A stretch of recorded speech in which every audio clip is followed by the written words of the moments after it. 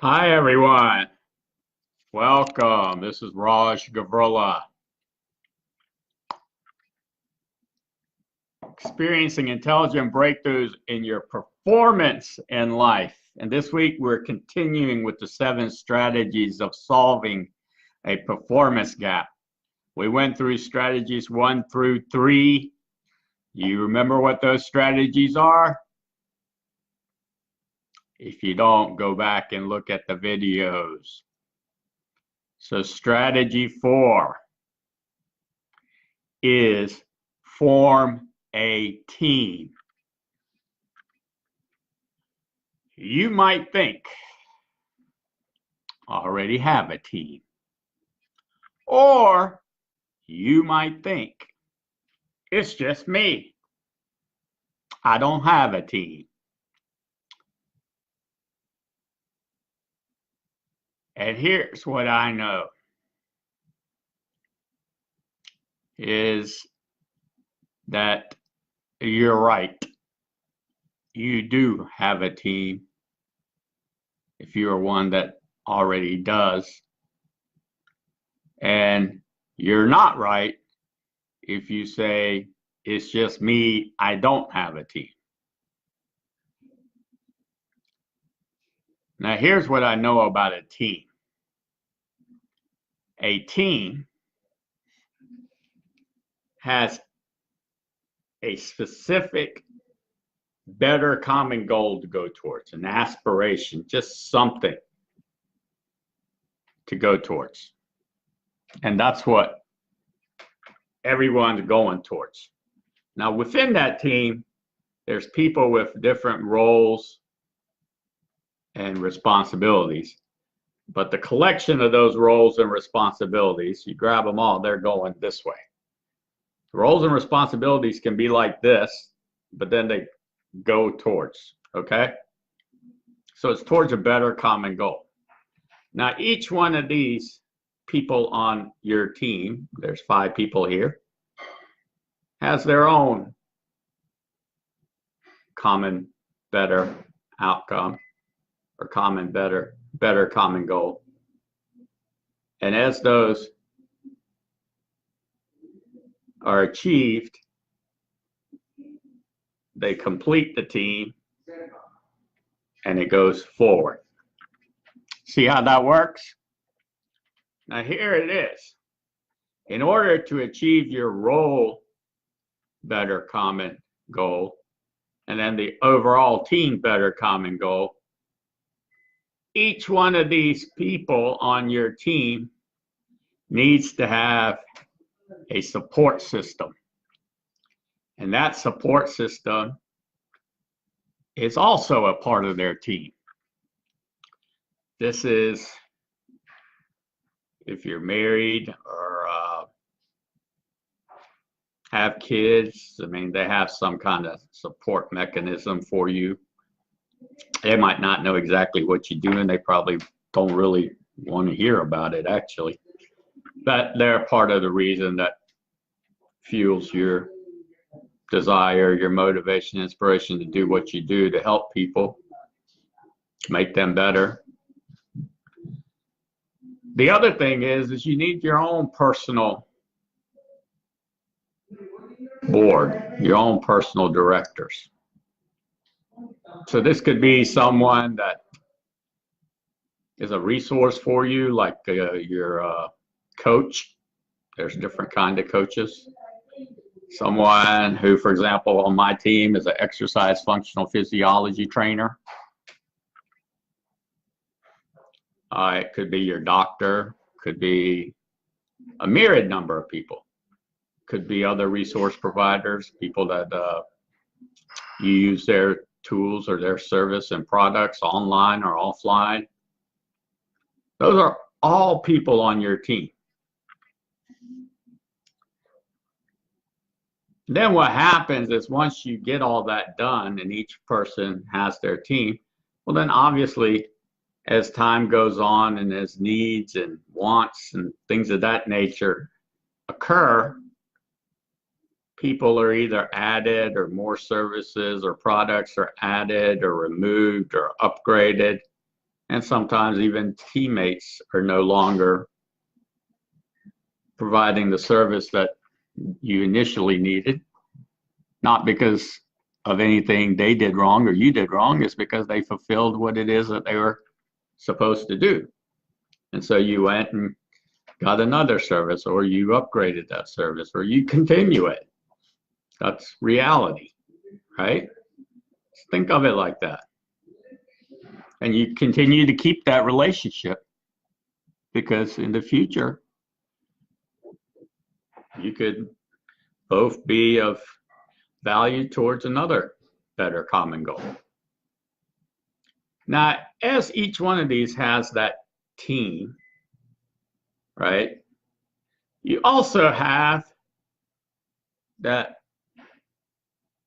support system of a team when all of them are together. Because once you get to this stage of your better common goal, you might need other teammates, investors, whomever, marketing company, build relationships with an organization, whatever it may be, to get to the next level, and then to the next level, to the next level.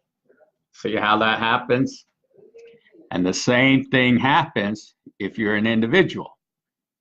I really don't know any individuals that are really by themselves, because you're in an ecosystem. And that ecosystem, if you're watching me right now, somebody made your computer. They're on your team. My computer happens to be Dell. Dell is on my team. Do I know anybody at Dell? No, I don't. But they're part of the team.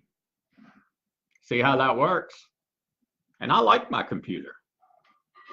Be sure, I could have bought another brand. I didn't necessarily buy it because it was a Dell, but it's worked very well. I'm actually looking at you right now with a Logitech video camera. Do I know anybody at Logitech? No, but they're on my team. See how that works? And so really, you're not all by yourself. You never are. So, you know, the people that turn on my lights here, I think it's Duke Power. They're on my team, right? The city, the county, they're on my team. See how I look at what a team is? My clients, they're on my team. My prospects, they're on my team. They just all have a different role. And then I have coaches and advisor and my personal board of directors, right? So that's what I mean by form a team. Is as you do that, first of all, if you're by yourself, a solopreneur, or starting a business, or you and a partner, well, you're going to see that it takes a lot of initiative and a lot of intelligent hard work for more success. And you will succeed. I don't know how great, but you will, just because you're geared towards a better common goal. So that in itself says more success. And then you have this concept of forming a team, and you intelligently work hard. And when you do that, that means you're learning, that means you're applying the learning, that means that you're experiencing some types of development, nurturing development, breakthroughs, creating, building, and then eventually growth. And some people don't get all the way to the growth side or stage until they get the right person or right people on their team. And some people get there faster because they get the right person and right people on their team. That's just how it works. And that's how sometimes people scale. Does that mean that you necessarily need to hire somebody? No. You might. Does that mean that someone needs to provide a service or product? Could be, most likely. Does that mean that you position yourself and go through the stages of innovation and performance in life, and once you're at that stage, you can get to the next stage? Yes, that's basically what that means. And you do it by forming a team. So that's how you can scale your performance, your life, to that next stage, right? So at one time, most likely you were in elementary school. You had your parents or whomever, and you had your elementary school, you had your teachers, your peers, your classmates, and other people supporting you, bus drivers, etc., on your team. Eventually, you got out of 5th grade and you went to middle school.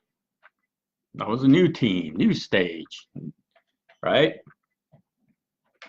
Was middle school, was the elementary school people still on your team? Sure they were. I can't tell you how many times I thought of my 3rd grade elementary school teacher. Just recently, approximately decades later, I have a video on YouTube if you want to see it. I met her. Her name was Mrs. Link at Pelham Road Elementary. And today, I'm a mentor of a 3rd grader at Pelham Road Elementary. See? Although I'm doing what I'm doing now, Pelham Road Elementary and all those people are on my team, just like my middle school, my high school, my college, all the people I worked for, companies, they're all on my team. Does that mean I necessarily talk with them? No, several of them I haven't seen in decades. But we, at one time, had a better common goal that we worked towards. And all of us progressed, went in the directions that we went in. Pretty amazing, isn't it? I've been in contact with people from my very first professional job. And then some jobs I don't have any contact with anyone at those jobs. That's just the way it is. So that's the importance of forming a team. So who is on your team? That's what's important. And how do you determine who's on your team? One of the keys is to identify a better common goal that the both of you or your team is working towards. That's what I have for you today. I hope you have a meaningful trigger tonight. I do. I am attending the TEDx Greenville Salon event tonight at Zen Center, at the Zen in downtown Greenville. So if you live in Greenville and you want to enjoy watching some speakers present on ideas worth spreading for the community of Greenville, then come on out to Zen. I think it starts at 6 or 6:30. There's a little networking beforehand, open cash bar, little visuals, some music, speakers. You can ask questions, and then we wrap up. So pretty fun evening. My zone effect for this week. Here it is. Are you ready? You can apply this in lots of areas. And I never really thought about it like this, quite like this. But as many of you know, I'm a referee. And I referee basketball and soccer. Currently it's soccer. And so there's a bunch of rules I need to know, right? And a lot of things that I'm looking at. I've got all those. I have that knowledge, etc. Now, what could I do to experience an intelligent breakthrough in that? Do I memorize the rules faster or whatnot? Well, I know them and I can pretty much bring them out. And you know, things are happening so fast. So how do I slow everything down so that I don't feel overwhelmed and I perform in the zone? And last night, 3 out of 4 games, I was in the zone for 3.5 games. I really was. It was amazing. It was because of this one technique. instead of trying to track the ball, he's got it, she's got it, they've got it, he passed it, she passed. I mean, that just makes my mind too active because I'm looking at so many things and it's happening so fast, I just can't keep up with it. What I do, or what I did, here's the strategy. If one team was wearing blue and the other team was wearing yellow, what was the key thing I needed to know? I need to know who has control of the ball, blue or yellow. Blue or yellow. Because that's the decision I'm going to make, whether it's a kick in or throw in, a corner kick, a goal kick, a penalty kick, yellow card, red card, whatever it may be, handball. I need to know that. And so everything else, all those rules and all that other knowledge I have and the ability to use that is a sub process. And all of that was just tied to two colors, blue or yellow, or you could say the team name, whatever the team names are. I don't do the team names really because they have these really weird names. It's an adult league and I can't memorize some of these names. They try to be funny with them. I get their names after I see them a few times, but just the colors. Just knowing the two colors makes everything else slow down. It was as if I had time, so much more time than before. It was amazing. So I hope you have a meaningful trigger tonight. If something here resonates with you, it helps you, you want to talk about your specific situation and how I can help and what we can do together, you can contact me at 864-569-2315 or Raj at rajgavrola.com.